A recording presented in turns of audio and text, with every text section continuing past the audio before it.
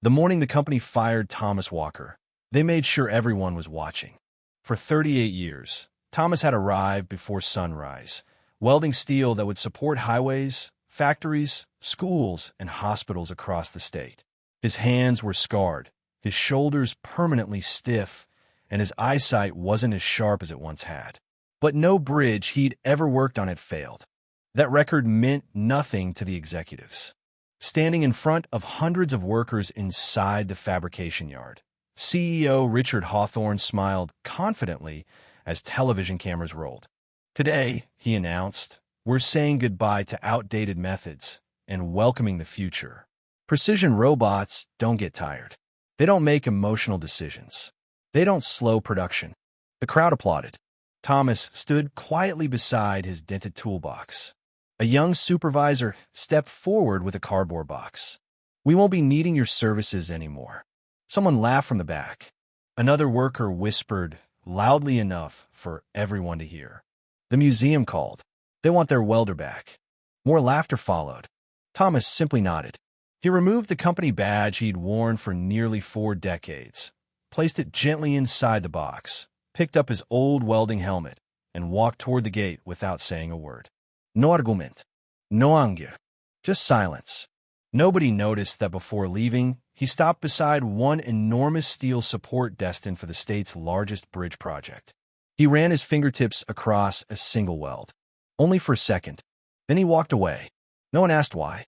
That tiny pause would soon become the difference between life and death. The Silver River Bridge was the largest infrastructure project the region had ever attempted. Stretching nearly 2 miles across a deep valley, it promised to cut travel time in half and become a symbol of modern engineering. The company proudly advertised one revolutionary feature: 96% of all structural welding completed entirely by autonomous robotic systems. Investors loved it. Politicians celebrated it. News stations called it the future of construction. Only one person wasn't celebrating: Thomas. Every evening, he drove his aging pickup to a hill overlooking the construction site. From there, he watched silently through an old pair of binoculars. His daughter Emily often asked why. "You don't work there anymore." Thomas never answered directly. "I just like watching steel settle." Emily smiled politely. She knew that wasn't the real reason. Thomas wasn't watching the bridge. He was listening. Every experienced welder knew steel spoke. Tiny movements, small vibrations, sounds most people ignored. Steel always warned you before it failed. You simply had to know how to hear it. Meanwhile, inside Hawthorne Infrastructure headquarters, executives celebrated record profits. Automation had reduced labor costs by nearly 40%. Share prices climbed every week. Richard Hawthorne proudly accepted innovation awards. During interviews, he repeated the same line: "Human craftsmanship belongs in history books." Employees applauded. Investors cheered. No one questioned him, except one engineer. Sofia Martinez had spent 15 years inspecting structural connections. One afternoon, she reviewed drone imagery from the Western expansion joint. Something felt wrong. Not dramatic, not obvious, just different. One robotic weld displayed microscopic rippling near its root. Computers classified it as acceptable. Software approved it. Inspection algorithms ignored it. Sophia enlarged the image. She frowned. Then she remembered something Thomas had once told her years earlier. If a weld looks too perfect, check it twice. She requested additional inspection. Management rejected it within 20 minutes. AI quality assurance has already certified every joint. Case closed. Construction accelerated. Schedules tightened. Deadlines approached. Pressure increased. No dilas. No manual inspections.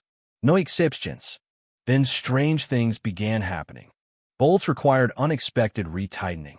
Expansion joints shifted more than expected. Sensors reported tiny vibrations. Engineers blamed temperature changes. Weeks passed. The reports became more frequent. Hairline fractures appeared inside several welded connections. Still, executives insisted everything remained within tolerance. The grand opening was already scheduled. Thousands of guests had received invitations. Canceling now would cost millions. So they kept building. Late one rainy evening, Thomas parked on his usual hill. Wind swept across the valley. The bridge groaned.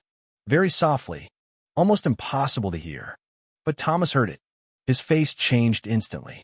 He reached for his binoculars. Something wasn't moving correctly. One central support flexed slightly out of rhythm with the others. Barely noticeable, but enough. His heartbeat quickened. He whispered only 3 words. No, not there. He drove home without watching the sunset for the first time in months. That night, he couldn't sleep. He opened an old notebook. Inside were thousands of handwritten observations collected over nearly 4 decades. Among them was a sketch. Bridge resonance. Heat expansion. Micro-fracture propagation. He stared at one page for several minutes. Then circled a tiny note written 23 years earlier. Never trust identical weld patterns under variable stress. Robots produced identical welds. Humans never did, because experienced welders instinctively adjusted for tiny differences invisible to machines. Thomas suddenly understood. The robots hadn't failed because they were inaccurate. They had failed because they were too consistent. The following morning, he drove to company headquarters. Security stopped him immediately. "You've been terminated. I need 5 minutes with Hawthorne." "No appointment." "The bridge is going to fail." Security guards exchanged amused looks. "Sir, please leave." Thomas tried once more. "The western load-bearing section has synchronized fatigue." Blank stares. One guard laughed. "You expect us to believe robots made a mistake?" Thomas looked directly at him. "No, I expect you to believe steel." They escorted him off the property. Across the street, Sophia happened to witness everything. She couldn't shake the feeling that Thomas wasn't guessing. He knew something. 3 days later, the first public load test began. Television helicopters circled overhead. Officials smiled for cameras. Construction executives shook hands with politicians. Hundreds of spectators gathered below. Dozens of heavy trucks rolled slowly onto the bridge. Everything appeared perfect. Then, a sound echoed across the valley. A sharp metallic crack. Not loud, but unmistakable. Several engineers froze. Another crack followed. Longer. Deeper. Sensors suddenly flashed red. Warning alarms erupted across the control center. Support column C17 reported abnormal stress. Then C18. Then C19. Within seconds, panic spread. Sophia stared at the live structural data. Every abnormal reading originated from one family of robotic welds. Exactly where Thomas had warned. She didn't hesitate. "Call him." Management resisted. "There isn't time." "Call him." For the first time since firing him. The company obeyed.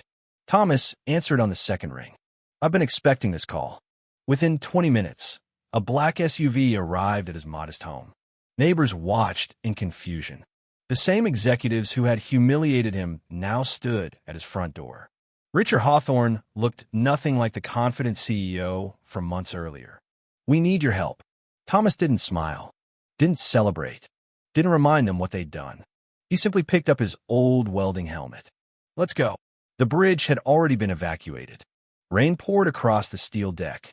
Emergency lights reflected against the wet beams. Engineers argued. Computers generated conflicting solutions. Thomas ignored every screen. He walked slowly beneath the bridge, touching steel, listening, watching. Finally, he stopped beneath one massive connection. This isn't where the crack started. Silence. It's where it'll finish. Nobody understood. Thomas explained calmly. The robots created perfect welds. But perfect isn't always strongest. Every beam expands differently. Umans compensata. Machines repeated the exact same pattern thousands of times. The stress synchronized. One engineer whispered, "Like soldiers marching across a bridge." Thomas nodded. "Exactly." Working through the night, Thomas directed emergency crews. Instead of replacing every weld, he reinforced only 12 critical junctions. Most engineers objected. It isn't enough. Thomas answered quietly. It doesn't need to be everywhere. Only where steel is trying to tell us something. Hour after hour, they followed his instructions. Before sunrise, the dangerous vibrations disappeared. Stress readings returned to normal. The bridge was stable. Thousands of lives had been saved. 2 weeks later, a public investigation filled the state capitol. Television cameras broadcast every moment live. Independent experts confirmed Thomas's diagnosis. The robotic welding systems had met every computer specification. But no algorithm had accounted for the subtle variations an experienced human welder instinctively recognized. The flaw wasn't visible on blueprints. It wasn't detected by software. It existed only in decades of hard-earned craftsmanship. Then came the question everyone had been waiting for. A commissioner turned toward Richard Hawthorne. Why was the only man capable of recognizing this flaw dismissed before construction? The room fell silent. Hawthorne had no answer. His confident speeches meant nothing now. The headlines the next morning told the story.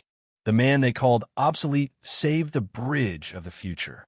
Months later, the company rebuilt its entire engineering philosophy. Robots still worked, but every critical weld was now reviewed by veteran craftsmen. Young apprentices trained beside experienced welders instead of replacing them. Thomas was offered an executive position with a salary larger than he had ever imagined. He thanked them and declined. Instead, he opened a small welding school in his hometown. Above the entrance hung a simple steel sign. It read, "Machines follow instructions. Masters understand the metal." Every student who walked through those doors learned the same lesson. Technology could make work faster. Experience made it wiser. And every evening, as the sun dipped below the horizon, Thomas would stand outside the workshop, listening to the quiet hum of steel cooling in the twilight. Because after a lifetime of working with metal, he knew something few others ever would. Steel always tells the truth. You simply have to be willing to listen.